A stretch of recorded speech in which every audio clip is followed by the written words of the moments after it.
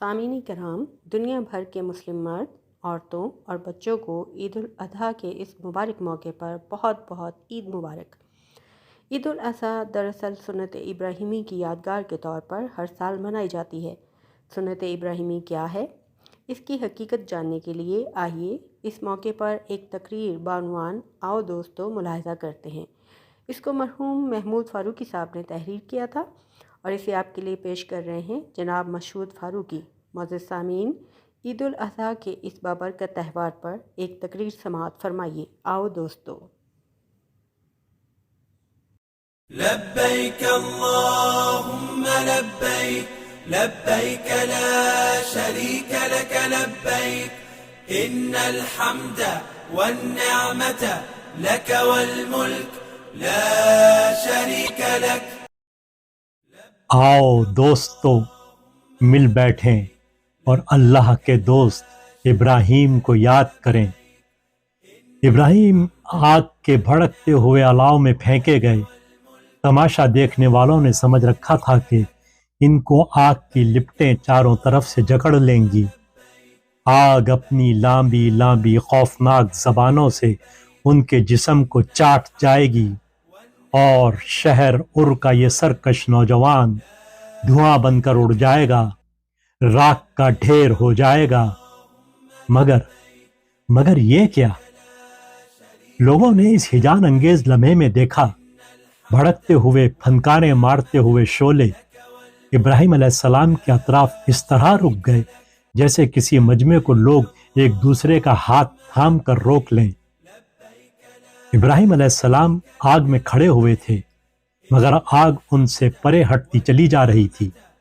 ابراہیم علیہ السلام صحیح سلامت کھڑے تھے، ان کے کپڑے اسی طرح اجلے اور صاف ستھرے نظر آ رہے تھے، آگ ان کو چھو کر بھی نہیں گئی تھی۔ پھر شعلے ایک دوسرے کو دھکیلتے ہوئے پیچھے ہٹتے چلے گئے، وہ آتشیں حصار ٹوٹتا چلا گیا، آگ کی لپٹیں گھٹتی چلی گئیں، سرخی جس میں وہ سارا مجمع نہایا ہوا تھا ماند پڑتی چلی گئی، دھوئیں کا ستون بکھرتا اور گرتا چلا گیا، یہاں تک کہ آگ ٹھنڈی ہو گئی۔ وہ مجمع عظیم جو ابراہیم علیہ السلام کی چتا کا تماشا دیکھ رہا تھا اور ہڑبونگ مچائے ہوئے تھا، یک ٹک خاموش ہو گیا، جیسے طوفانی سمندر اپنے جوش و خروش کو سینے میں دبائے جوں کا توں منجمد ہو جائے۔ سینکڑوں ہزاروں آدمی ہکا بکا چپ چاپ کھڑے تھے، آنکھیں پھٹی ہوئی تھیں اور سانس تیز تیز چل رہی تھی۔ اس منجمد اور متحیر ماحول میں جو زمین کے چوکھٹے پر ایک تصویری منظر کی طرح ساکت و صامت دکھائی دے رہا تھا، ابراہیم علیہ السلام کا سراپا سب سے نمایاں اور ممتاز نظر آ رہا تھا۔ بالا قامت ابراہیم، روئے تاباں، چشم منور اعجاز متکلم، ہدایت مجسم، کیا سورج کیا چاند، کہاں کا ننہار دیوتا، کہاں کا نمرود بادشاہ، سب کچھ جھوٹ تھا۔ اگر کچھ سچ تھا تو وہی ار کا سرکش نوجوان ابراہیم۔ وقت کے اس ٹھہرے ہوئے لمحے میں ابراہیم علیہ السلام زمین و آسمان کا مرکز بنے ہوئے کھڑے تھے، زمان و مکان کا محور نظر آ رہے تھے، اور وہی ایک روشن حقیقت تھے۔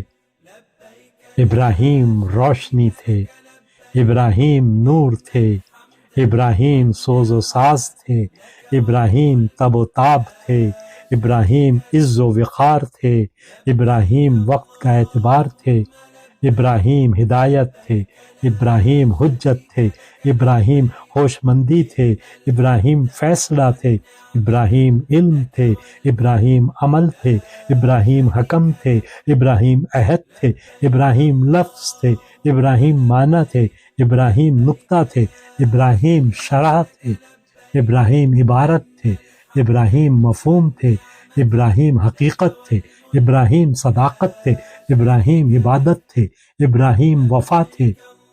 اللہ کی حکمت ابراہیم، اللہ کا جاہ و جلال ابراہیم، اللہ کا حسن و جمال ابراہیم، اللہ کا علم و نشان ابراہیم، اللہ کا رسول ابراہیم، اللہ کی کتاب ابراہیم، اللہ کا پیغام ابراہیم، اللہ کا درود و سلام ابراہیم، اور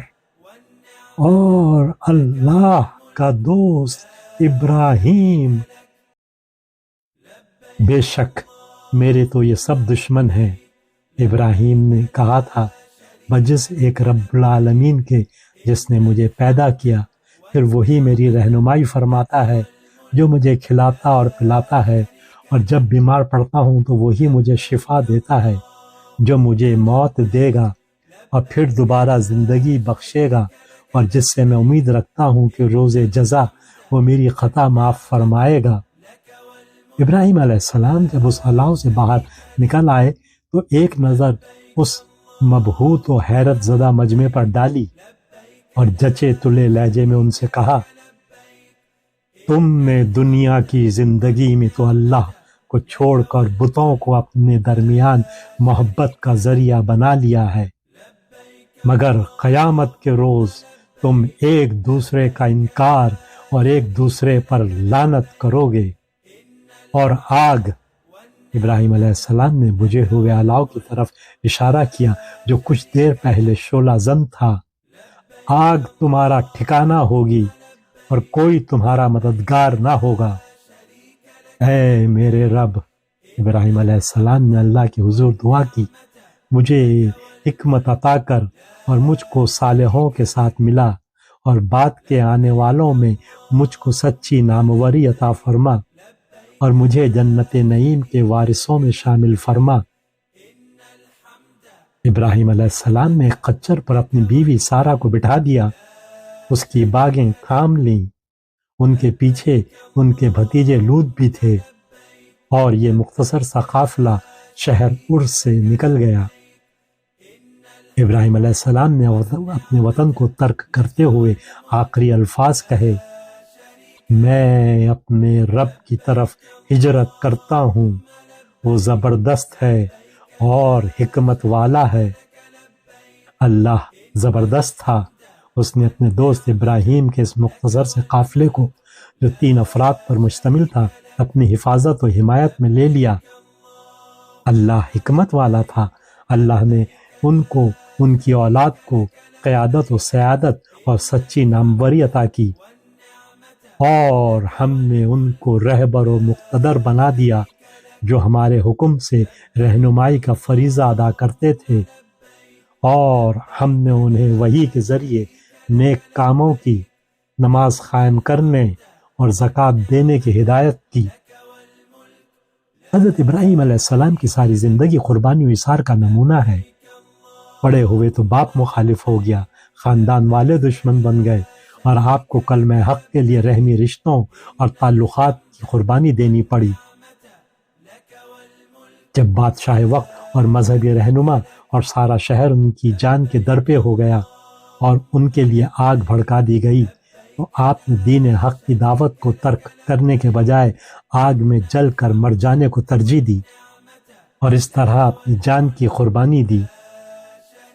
اس آزمائش کے بعد جب وطن میں رہنا ممکن نہ رہا تو اپنی بیوی اور بھتیجوں کو لے کر بے سر و ساما اپنے وطن سے اس توقع پر نکل کھڑے ہوئے کہ وطن کے باہر دوسرے ملکوں میں شاید اسلام کی اس جد و جہد کے لیے بہتر مواقع نکل آئیں گے۔ اس طرح آپ نے اصول و مقصد پر وطن کی قربانی دی اور اللہ کا نام لے کر اللہ کی راہ میں نکل کھڑے ہوئے۔ وطن سے نکلنے کے بعد ملک گھومتے رہے، دور دراز کے سفر کیے، جہاں جہاں مشرکانہ عقائد و اقتدار کے خلاف توحید پرستوں کی تنظیم ممکن ہو سکی، وہاں آپ نے دعوتی مراکز قائم کیے، اور ایک طویل عرصہ سفر میں جد و جہد میں مشقتوں اور صعوبتوں میں گزر گیا، اور اس اولو العزم انسان نے اپنا سارا وقت، اپنی ساری توجہ، اپنی ساری قوت، اپنا عیش و آرام، سب کچھ اللہ کے دین کے لیے قربان کر دیا۔ یہ اپنی عمر کی اور زندگی کے مشاغل کی قربانی تھی۔ عمر بھر کی محنت اللہ نے قبول فرمائی اور جبکہ ابراہیم علیہ السلام عمر کی آخری منزلوں کی طرف قدم بڑھا رہے تھے، ان کا آوازہ دور دور تک پہنچ چکا تھا، مصر سے عراق تک اور اس سے بھی آگے۔ دعوت حق کے مراکز قائم ہو چکے تھے۔ اس عہد کے متمدن ملکوں میں مشرکانہ نظام کے خلاف حق پسندوں کی ایک بڑی تعداد سفارہ ہو چکی تھی۔ دعوت الہ و وحدت الہ کا نظریہ وقت کی آواز بن چکا تھا۔ قدیم علوم و فنون اور تہذیب اپنی جگہ چھوڑنے لگے تھے اور ایک نئی حق پرستانہ تحریک ایک ہمہ گیر انقلاب بن کر زندگی کے ہر شعبے پر چھائی جا رہی تھی۔ یہ سب کچھ اس باہمت مرد خدا کی سخت کوشی اور محنت کا نتیجہ تھا، جس نے حق کو پہچانا، حق کو اپنایا اور حق کے لیے اپنا سب کچھ قربان کر دیا تھا۔ اب وہ تھا اور اس کا خدا، دنیا اور دنیا کے علائق درمیان میں حائل نہ تھے۔ ہاں، صرف ایک آرزو تھی، صرف ایک آرزو۔ بے خان کو اپنی فصل کی فکر تھی کہ اس کے بعد ایسے جانشین ہوں جو اس فصل کی حفاظت کر سکیں۔ اللہ نے اس آرزو کی تکمیل کر دی اور ضعیفی میں ایک ایسا فرزند عطا کیا جو اس ذمہ داری کو اٹھا لینے کے لیے ہر طرح سے اہل تھا۔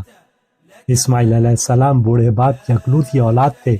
بڑے اہتمام اور توجہ سے ان کی پرورش کی، اور وہ بھی اس مقصد عظیم کے لیے جس کے لیے اپنی ساری عمر کھپا دی تھی۔ مگر جب باپ کی امیدوں کا سہارا، اس کے خوابوں کی تعبیر، اسماعیل شباب کی منزلوں پر پہنچے، جن کو دیکھ دیکھ کر بوڑھے باپ کو ڈھارس ہوتی تھی کہ اب دنیا سے مسلک ابراہیمی مٹ نہ سکے گا، اور ہدایت الہی کے چراغ لو بلو جلتے چلے جائیں گے۔ ہاں، عین اس وقت جب کہ کہن سالہ باپ جوان سال بیٹے کے روپ میں اپنی عمر رفتہ کو لوٹتا ہوا دیکھ رہا تھا، دوست نے اشارتاً کنایتاً مطالبہ کیا کہ ہماری امانت ہم کو لوٹا دو، اپنے لخت جگر کو ہماری خاطر اپنے ہاتھوں قربان کر دو۔ ابراہیم اٹھے، چھری تیز کی، فرزند کو زمین پر لٹایا، اور اس اندیشے سے کہ کہیں بیٹے کی صورت دیکھ کر ہاتھ نہ بہک جائے، آنکھوں پر پٹی باندھ لی، اللہ کا نام لیا اور فرزند دل بند کے گلے پر چھری پھیر دی۔ اے میرے رب، اے میرے دوست، اے میرے آقا، اے میرے محبوب، یہ حقیر نذرانہ قبول فرما لے۔ اس کی پرورش تیرے ہی نام کو بلند کرنے کے لیے کی تھی، اور اس کو تیری ہی خوشنودی کے لیے قربان کر دیا۔ آنکھیں کھولیں تو اللہ کی رحمت صحیح سلامت اسماعیل کے روپ میں کھڑی مسکرا رہی تھی، اور ان کی جگہ ایک مہنڈا قربان ہو گیا تھا۔ اس وقت سے آج تک یہ قربانی یادگار چلی آ رہی ہے، وصول ابراہیمی کی یادگار، رضائے دوست میں خود کو فنا کر دینے کی یادگار، اللہ کی راہ میں رشتہ و تعلق کو منقطع کر دینے، وطن سے ہجرت کر جانے کی یادگار، ساری زندگی راہ خدا میں تج دینے کی یادگار، دوست کی رضا پر محبوب سے محبوب چیز کو قربان کر دینے کی یادگار۔ دوستو، قربانی کے جانور کو ذبح کرنے اٹھو تو اللہ کے دوست ابراہیم کو یاد کرو کہ ایک مینڈے کی قربانی کتنی اور کیسی کیسی قربانیوں کا مطالبہ کرتی ہے۔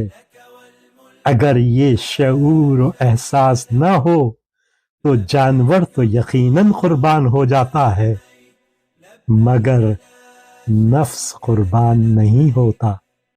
لبيك اللهم لبيك لبيك لا شريك لك لبيك إن الحمد والنعمة لك والملك لا شريك لك